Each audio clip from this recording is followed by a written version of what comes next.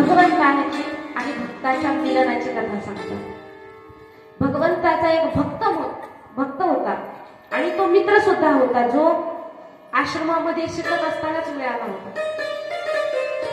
तो असा होता की तो ब्राह्मण होता. त्याचं नाव तुम्ही मला सांगायचं बरं का, मी वर्णन सांगेन.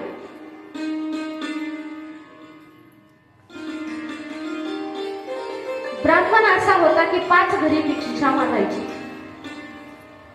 आणि ती 5 घरी भिक्षा जर नाही मिळाली तर 6व्या घरी भिक्षा मागायची.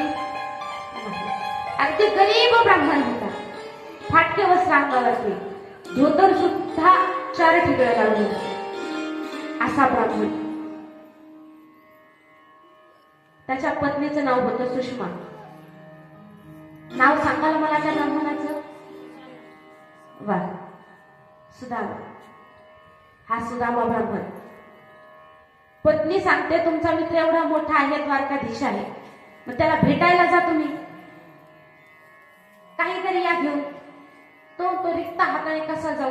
तो इतका मोठा राजा, मी असा गरीब ब्राह्मण, माझी ओळख तरी असेल का? कशी नसेल ओळख? तुम्ही किती मदत केलेली आहे त्याची. जा. मित्राला मित्र कधी विसरत नाही. रिक्त हाताने कसं जाऊ म्हणून शेजारीकडून पोहे मागून आले. त्या कमरेला बांधले पोह्याचं गाठोडं, निघाले भगवंताच्या भेटीसाठी. भगवंताच्या द्वारामध्ये आले.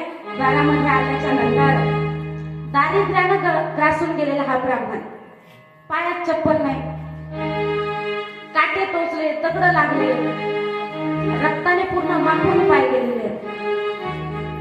मनामध्ये विचार येतोय, आपण तिथं गेलो आणि जर आपल्याला कृष्णाला भेट नाही दिली तर?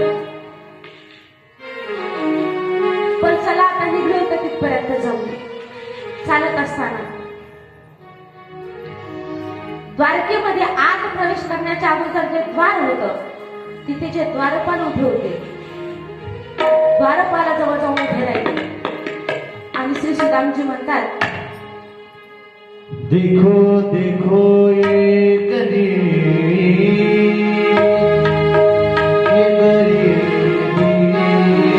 कहा कृष्ण के सर पे